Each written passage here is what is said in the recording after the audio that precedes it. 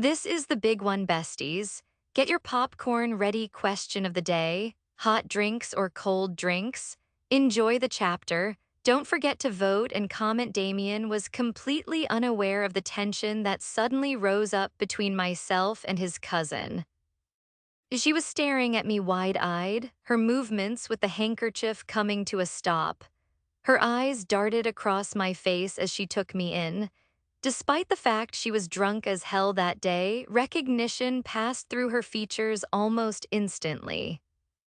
Her plump lips parted in shock, almost as if she expected never to see me again. Despite the fact she was all wet and her mascara was running thanks to the champagne, she still looked as beautiful as she did that night 6 weeks ago. I don't think beautiful is even enough to describe her, but her beauty wasn't enough to make me like her. In fact, all it did was make me hate her even more. You, the word left her mouth barely in a whisper. Your Costa AC. I always love when people realize who I am, especially when it's someone who I hate. She continued to stare at me in shock, putting the pieces together in her stupid little head. Then, as she cleared her throat, something unexpectedly changed in her behavior. It was like a guard or a wall suddenly went up. What do you want? She was still dripping wet, and yet she was intimidating as hell. Well, intimidating to anyone who wasn't me. I could snap her neck in seconds and walk away without a shred of remorse. Instead of replying, I shifted my attention to her cousin. You good? I rose an eyebrow at him, ignoring his confusion. His eyes darted between his cousin and I before settling on me. Yeah, I didn't know you were coming tonight. I could tell he wanted to ask what the issue was between myself and his damp cousin, but he chose not to. Although I'm sure I'll be hearing about it soon. It was a last-minute thing. I shrugged, looking down the hallway for any signs of Gia or Aiden. I'm going to kill those idiots for completely ripping the plan to shreds. Ah. Well, did you know Victor Kozlov is married? He said it like a gossiping Italian aunt. Damien always loved to gossip whenever we met for work purposes. That Stronzo is married, really? Asshole, I frowned, feigning shock. Yep, and he has a son. Millie found out the hard way. He chuckled, glancing over at his moist cousin. The heat of her glare was now on him instead of me. Damien laughed, spinning her knife between his fingers, the one she'd used to try and kill Kozlov's fake wife. She continued to glare at his clear attempt at taunting her. Well, that explains all the... I gestured towards the champagne that had wet her hair and her dress. I've seen worse happen to home wreckers, you should be glad. I was trying to infuriate her all over again, and it definitely worked. I'm not a home wrecker, you son of a bee, Millie. Her lovely insult was cut off by that irksome Russian accent. We all turned to see Viktor Kozlov approaching the three of us from down the hallway. Julius was following closely behind, anger radiating from him. Stay away from me, Victor. Her voice was much softer when she was drunk. She seemed so innocent when she tried to offer me $100. Turns out she's a spoilt, cunning little mafia princess. Just listen, I don't want to hear anything you have to say. Your wife was right, you are a liar. Did you really think I wouldn't find out you have a family? She's not my wife and I don't have a son. I save it, Kozlov. Damien stepped towards him, coming up next to Millie. Julius also decided to join her. Since we were just conversing, I was now standing way too close to the three of them, so I took a few steps away. I hated Kozlov more than anyone, but I also hated that little Greek princess. I'd never stand close enough to her to let anyone think I was on her side. Don't do this, Millicent, he warned her. His previous desperation was slowly morphing into frustration. I knew him well enough to know he was about to go from frustrated to angry to fucking furious. The dilemma was, do I stick around for the show, Or do I make my great escape with the twins before this shit blows up? I need to find those little shits first and fast. Don't do what? Call you out for what you are, cut off all the ties we have with you, end whatever business you hope to get out of this marriage. Millie glared at him, taking a step in his direction as she continued. Because I can and I am. You're sick, Victor, and you're the last person I would ever marry. Unfortunately for you, you won't be able to use us to get whatever you wanted out of this marriage. There was a lot he could have got out of this marriage, and a lot of it had to do with us. An alliance with the Greeks would certainly strengthen his presence in the Mediterranean. If he did that, he'd be muscling in on the territory we've held for centuries. As soon as we start losing that, it's a sure bet our hold in other areas of Europe, Asia, and America would loosen and eventually break. It was a smart move, one we couldn't afford to let happen. And you're lucky all we're doing is cutting business ties with you, Kozlov. After what you've done to my sister, you deserve so much worse. Julius added, the poor guy never actually did anything. Well, as Gio would say over text, LMAO.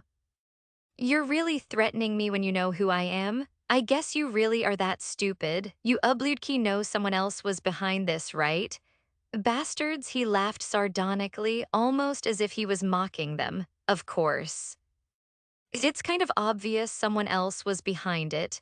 My guys are getting a name out of that bitch right now, and when I find out who it is, I'm taking them down and you. His threat was aimed at the members of the Greek Mafia as he smirked. This Stranz just waged a war on the Greek Mafia and unknowingly the Sicilian Mafia. He might have been the boss of the Bratva, but it wasn't the smartest move. I wanted to laugh, so I did. My chuckle caught their attention, and soon the four of them were looking at me. Kozlov glared at me, all our history and years of animosity fueling his anger even more. Sorry, carry on, I was just leaving. I laughed with a false sense of remorse, gesturing for Kozlov to continue.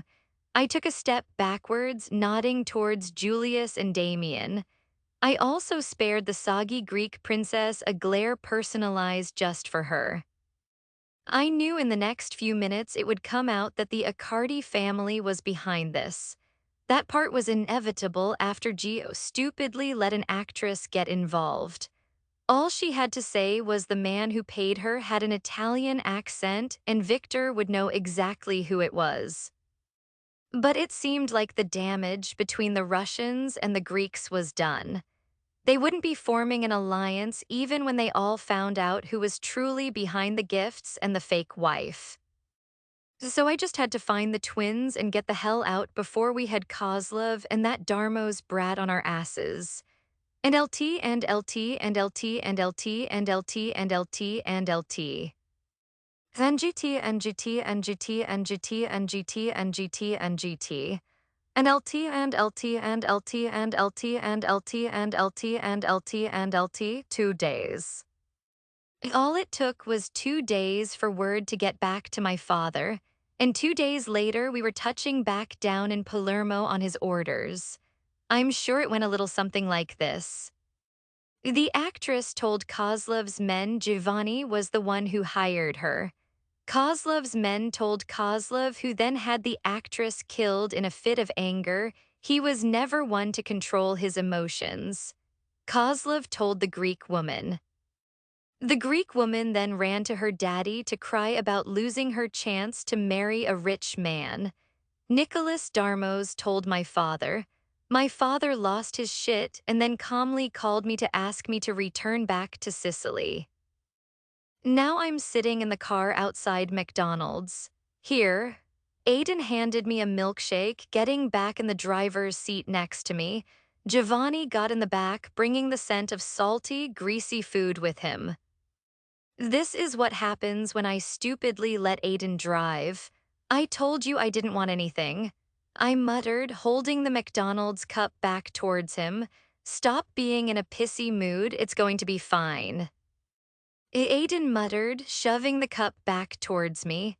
You I cut myself off before I could say that one thing that's been on the tip of my tongue since my father called us back home. You don't know what he's like when he's angry.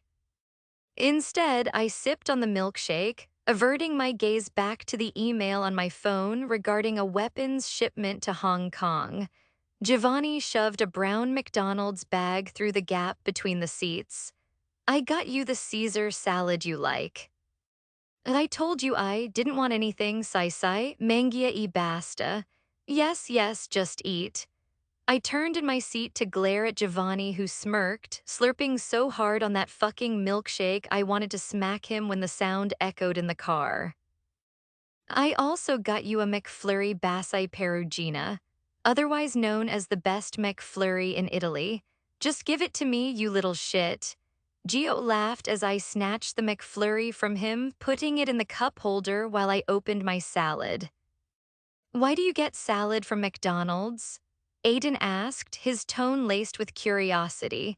Everyone knows my usual order is the Caesar salad and water, but these idiots decided to bring me a milkshake and a McFlurry as if I had the willpower to turn them down. You're young now, so that shit you're eating is appealing. Wait a couple of years and you'll be more concerned with taking care of yourself. Bitch, you say that like I don't go to the gym. Aiden frowned, shoving a whole chicken nugget into his mouth. They weren't as muscular as myself or my brothers, but both the twins were lean and fit.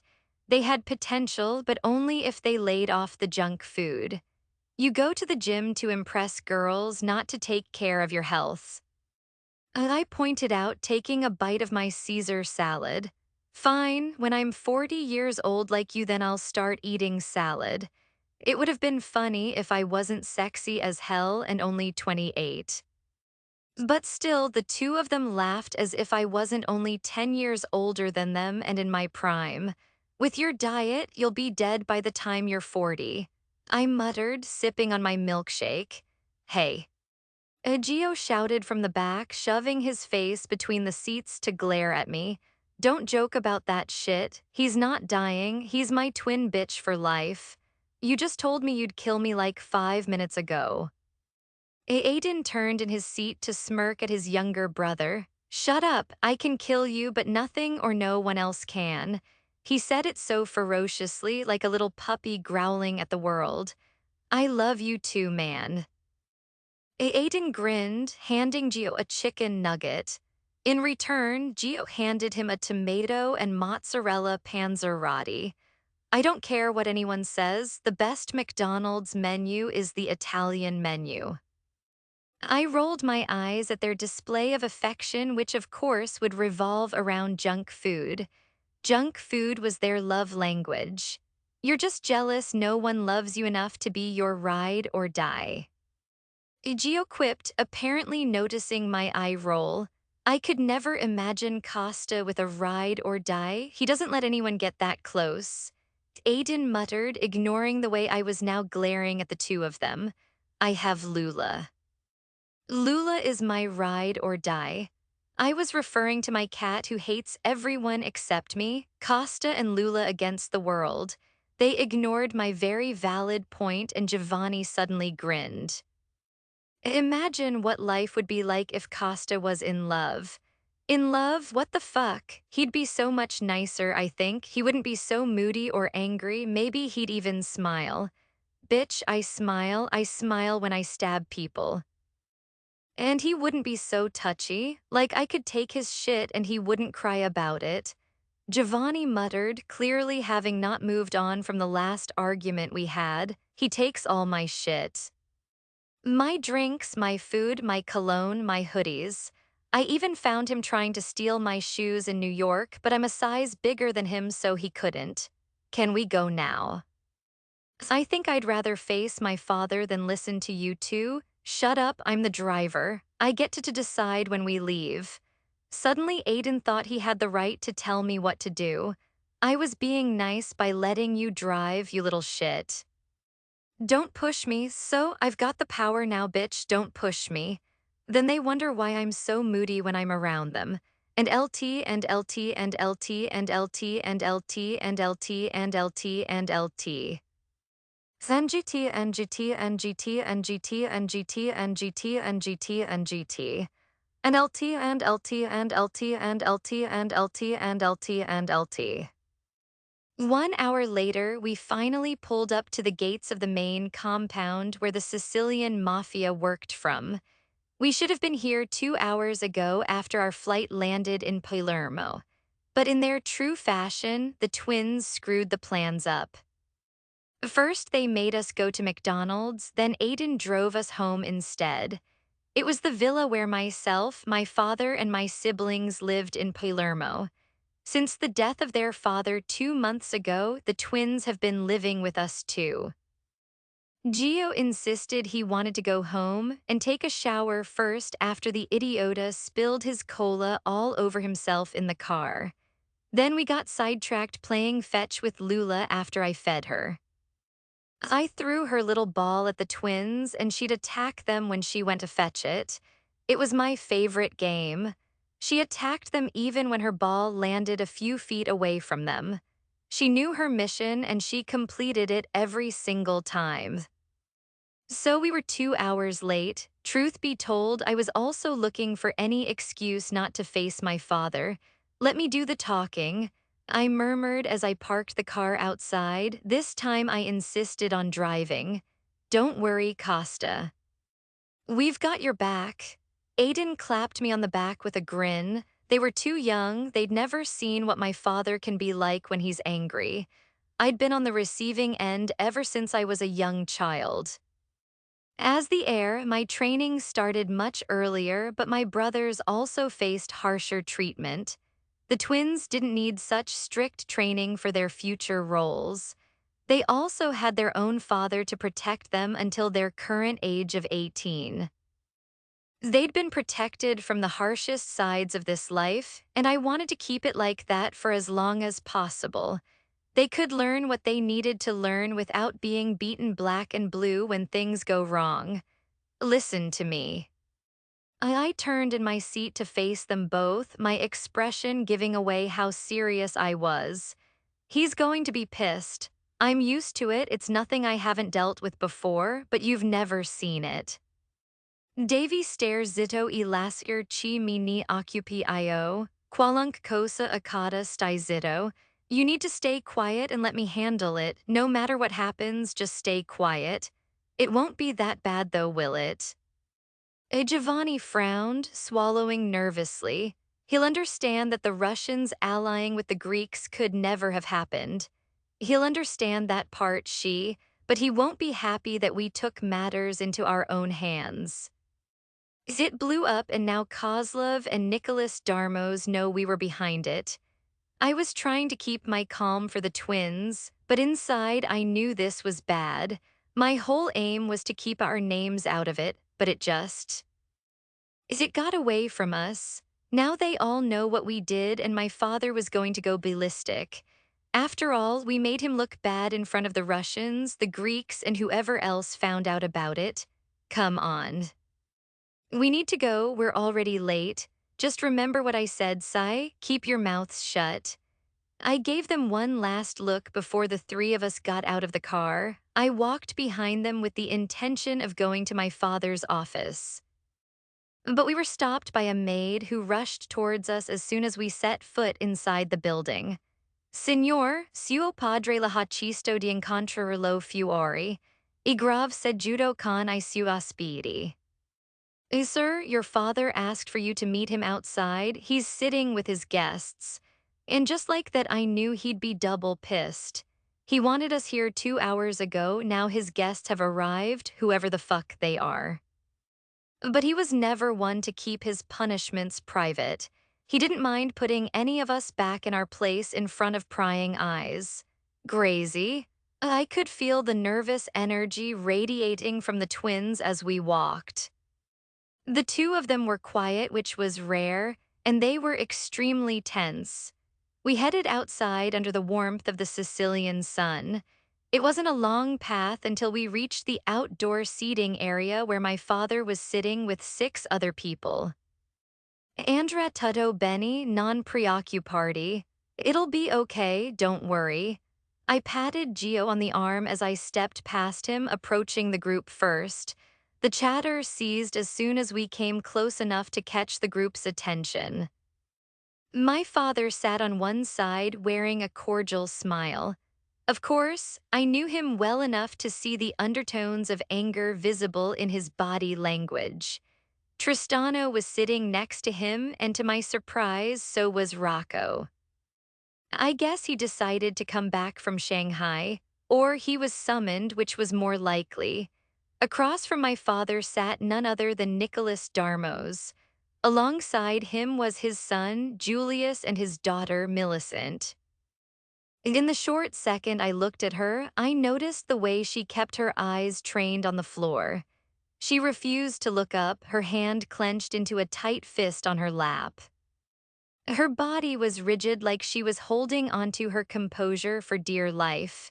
Costantino, my father's passive-aggressive tone was the final tell. He was fucking livid. Papa, sorry we're late. I didn't bother to give an excuse since he wouldn't have cared for one. He didn't stand up when we approached, but my brothers did. They came and stood by me, stopping protectively in front of the twins.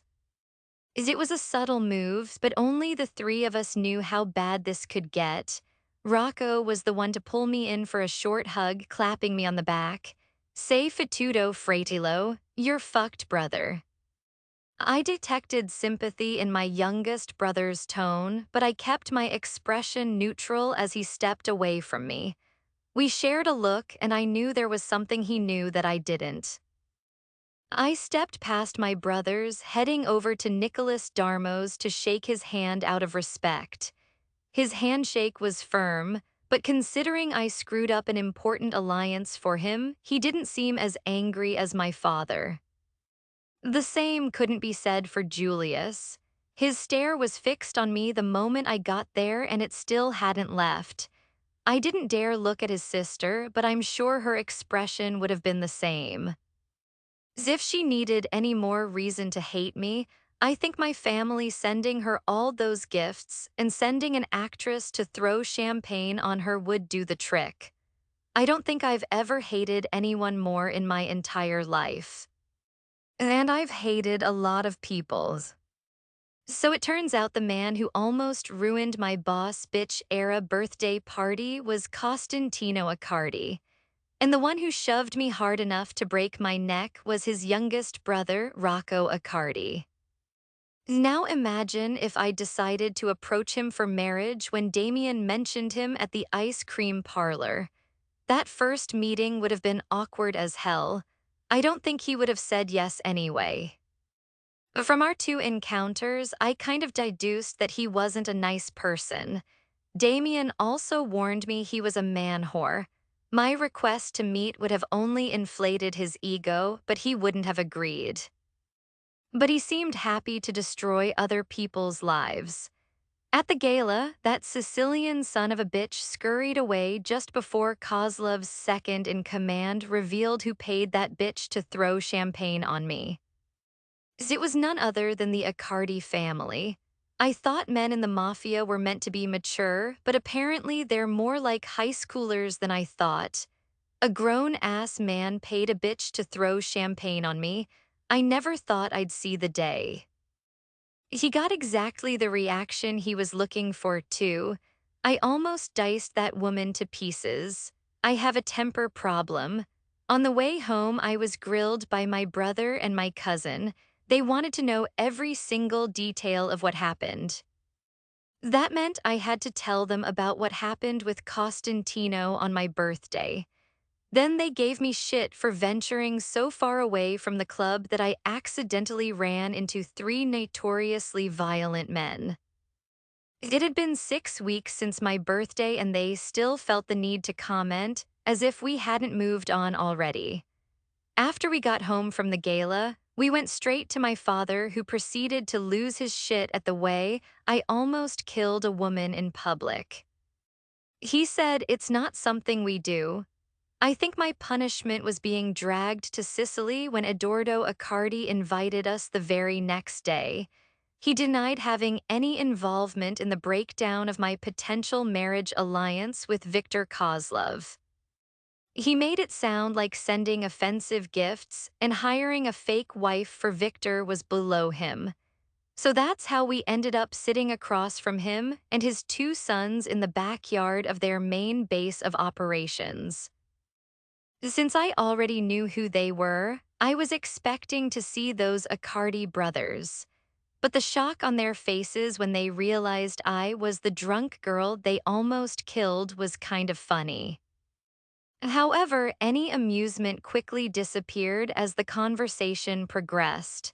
First, Eduardo Accardi apologized profusely for the actions of his children. He wasn't happy, but I don't think he knew exactly which of his dickish children were to blame yet. He had been waiting for Costa to arrive hours before we got there so he could get to the bottom of it first. But Costa, being the malaka that he is, turned up 2 hours late. Assholes, so he missed everything. I believe you. You and I have always had a good relationship, Eduardo. My father spoke, sipping on his whiskey while Eduardo nodded. But there's still a problem. Not only did the actions of your family cost us a business alliance and my daughter a husband, but the Russians are now allying with the Serbs. Yep, turns out Kozlov is an impulsive little bitch when it comes to revenge. Not even 2 days later, and he's already set in motion his plan of bringing down the Greek Mafia and the Sicilian Mafia. He meant every word he said. Kozlov is allying with the Serbs. Eduardo sat up from his relaxed position, his posture becoming rigid. The Russians allying with the Serbian Mafia was dangerous for both of us. While we have our own issues with the Serbs, Kozlov has always wanted to bring down the Sicilian Mafia. They have some history that I don't care to find out about. With the added strength of this new alliance with the Serbs, he could do it. Historically, the Russians and the Serbs never really got along. But I guess it was a case of the enemy of my enemy is my friend. They knew coming together would be dangerous for the Accardi family and the Darmos family. What they didn't predict was the outrageous suggestion Eduardo Accardi came up with. Marriage, I almost died. But the look my father gave me screamed, "Don't you dare die right now and cost me another alliance."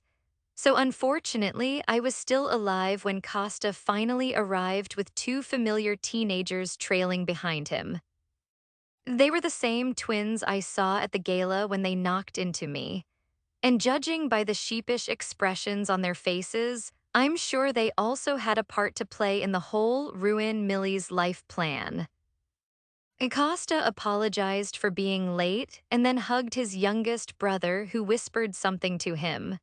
Perhaps it was something like, "Prepare to spend the rest of your life with a psychotic bitch who is going to make every single one of your days a day from hell." Or maybe it was a simple good luck. Then Costantino shook my father's hand, choosing not to acknowledge myself or my brother.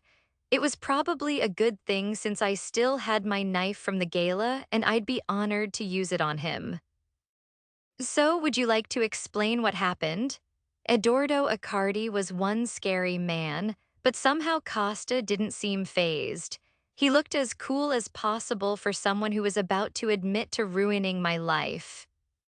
We couldn't let Kozlov form an alliance in the Mediterranean. I found a way to fix the problem, so I did. But surely, there must have been a way that didn't involve my $3,000 dress getting drenched in champagne. And you didn't think to ask me before you embarrassed the entire family? You always say I need to take more initiative. I was just following your orders. He's definitely going to get his ass whooped if he continues like this. But then he's built as hell. I doubt anyone would have the guts to start a fight with him. He could probably kill someone even without all the weapons I'm absolutely sure he's carrying. The conversation continued with Costa's father grilling him over what he did. He asked about the gifts I received and about everything that happened at the gala. Costantino explained it all from his point of view, saying he did what he had to do for La Famiglia, the family. Mr. Accardi still hadn't dropped the bomb on Costa yet as he stood up, making his way towards his sons. Despite the difference in age, height, and muscular build all in Costantino's favor, Eduardo held more power as he stood across from his son. Costa stood with his two brothers flanking him and the twins just off to the side. Just from their positioning, I could tell they were all extremely close. His brothers knew the big secret that Costa was yet to find out, and they showed their support by standing by his side. It would have been admirable if they weren't the three men that treated me so disgracefully on my birthday. I don't think I could ever see them as anything else. I'd never forget the looks of disgust they gave me. I'm going to ask you only once, Costantino. Was it you who decided to do something so stupid? It was my plan. He didn't even hesitate to nod his head, taking full responsibility for ruining our potential marriage alliance with Viktor Kozlov. A deadly silence fell around us while Costa held eye contact with his father. One of the twins was about to step forward to speak, but he was stopped by Rocco, who subtly held out an arm. Then out of nowhere, Eduardo raised his hand to slap Costantino across the face. My mouth dropped open at the horrific sound that reverberated around us. It made me feel sick, especially when I saw Costa's quickly reddening cheek. The force of his own slap was enough to make Eduardo stumble, his slicked back hair now falling over his forehead. He was wearing some rings which would no doubt leave a bruise on Costa's cheek. But somehow Costa remained fixed in his position. His face turned with the impact of his father's hand, but he didn't stumble or lose his footing. He stayed firm in his place, staring at his father through cold eyes. The only other movement was from the twins, who both lurched forward after the slap, but Rocco and Tristano stopped them from interfering. I'm not even sure Eduardo noticed. He was too busy smoothing back his hair and then straightening his suit after he stumbled. Then he finally delivered the killing blow to my future husband. Your punishment will be to marry the Darmo's girl. You ruined it, now you're going to fix it. It finally seemed to do the trick and crack his cool facade. Acosta's head snapped in my direction and we locked eyes for the first time that day. His lips parted in shock, his murky green eyes holding so many emotions: dread, outrage, hatred, disgust. Every single one of those emotions passed through his eyes, but he didn't dare say a word. He held my stare, and in those few moments, the prospect of what our lives would be like together flashed before my eyes. Empty vows on our wedding day. Lonely nights in separate bedrooms, and I would spend my days alone with no one to talk to or no work to do. He'd probably travel the world, be with his friends and family here in Sicily, and most likely even cheat on me too. But I'd be all alone, married to a man who's hated me for very little reason since the moment we met. We'd probably have a child or two at some point, although I have no idea how that process would ever happen. Costantino looked at me as if I was the last person he'd choose to save from a burning building, let alone become the mother of his children. And if that wasn't enough, the glares I was receiving from his brothers and his twin cousins told me exactly how I'd be welcomed into the family. Costa was the one to break our stare down, averting his gaze to the floor. He clenched his jaw, frowning hard at whatever thoughts were running through his head. His father came back over to the seating area without a shred of remorse on his face. It was clear this marriage wasn't going to work between us. Neither of us wanted it, my father and his father knew it. So, since we're all in agreement, let's discuss some arrangements.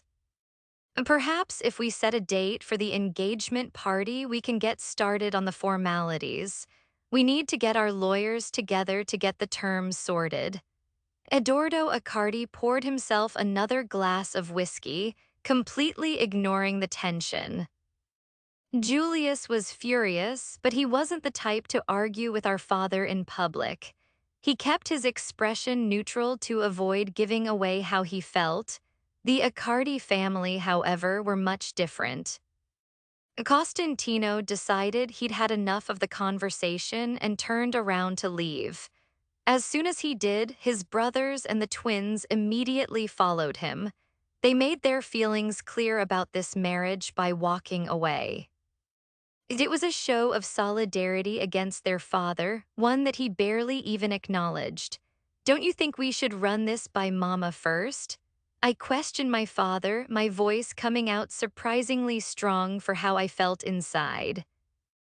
I felt defeated already. "We'll fix a date and your mother can help with the preparations." He placed a comforting hand on my arm, but I quickly shrugged it off. The remaining conversation was mostly between my father and Eduardo.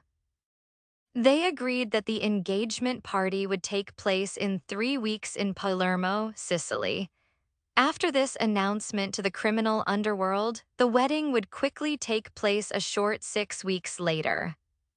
So apparently the weather in Sicily in June was ideal for an outdoor wedding. Hold on, why can't we have the wedding in Athens? Our family is there, and although I aimed my question at my father, I was cut off by none other than my future father-in-law. The wedding will take place here in Sicily. Damien's warnings came back to me about the Sicilian Mafia being more traditional in their views towards women. He didn't think my smart mouth and I would fit in with them. But I wasn't about to let him talk down to me before I was even married. If I ever wanted to cement a strong position for myself in the family, I had to show them I wouldn't take their shit lying down right from the onset. With all due respect, Mr. Accardi, this alliance is a partnership. I don't appreciate being dictated to. The look I received from the leader of the Sicilian Mafia was deadly. Do I want to die? Quite possibly. Millicent. My father's warning tone forced me to break my stare with Eduardo Accardi. He didn't back me up. He didn't agree that the decisions should be made together since our families were joining together for mutual benefit. He let Eduardo win, holding back a scoff that so desperately wanted to escape. I shook my head as I stood to my feet. "I need to use the bathroom, excuse me," I murmured, walking away from the outdoor seating area. My maxi dress blew in the light breeze as I walked back down same path towards the building. My thoughts were so different to the ones I had an hour ago when we arrived. Instead of wondering what Eduardo Accardi had invited us here for, I was now imagining my life living in this country. I'd be part of a family that had little to no respect for me, in a country I was completely unfamiliar with. I couldn't even speak the language. I'd be an outsider with no allies, not even my own husband. I'd be stuck in a loveless marriage. I didn't actually need to use the bathroom, but I found one anyway. I leaned against the counter in the luxuriously decorated bathroom, pulling out my phone from my Prada purse. I tapped on the first number on my favorites list, bringing the phone to my ear. "Maleficent, now isn't really a good time. I'm about to get some blonde head in 5 minutes." "Blonde head? That doesn't even make sense, Damien," I murmured, biting my pink acrylic nail. "Of course it does, she's blonde and she's going to give me head." "So what do you need from me, my little Mildred?" I needed to talk to you." I was absolutely on the verge of tears. "What's the matter? Did something happen?" His tone suddenly became more alert, and I could just imagine that concerned frown on his face. "I'm getting married." Saying it out loud, albeit in a strained whisper, made it feel so much more real. "Married? Who the hell are you?" Realization quickly set in for my cousin. Damien stayed behind in New York to keep an eye on things during our impromptu visit to Sicily. It was only meant to last 2 days, and then I thought I would be back home planning my next marriage disaster. Costantino, Damien hated him more than ever after everything he'd done. I think just the way he treated me the night of my 25th birthday would have been enough. But then Icardi decided to go and ruin my marriage to Viktor Kozlov, and he suddenly moved to first place on Damien's hit list.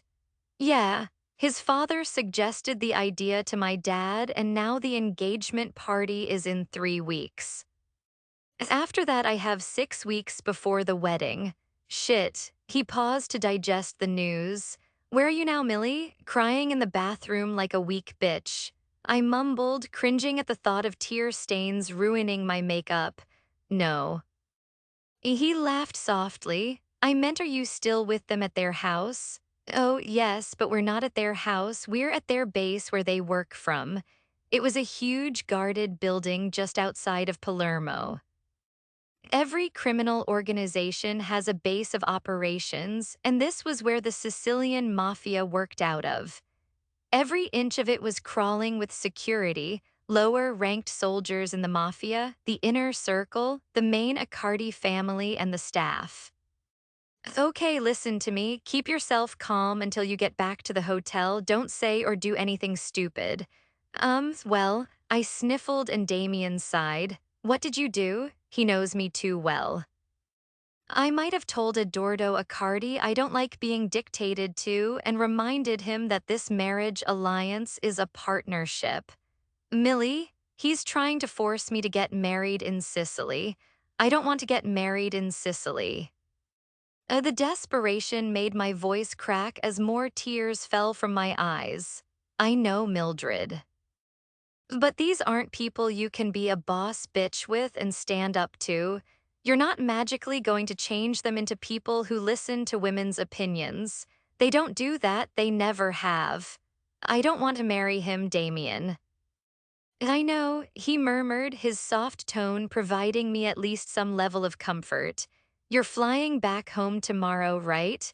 I think so, hopefully. I left them still talking, so they might have changed the plan.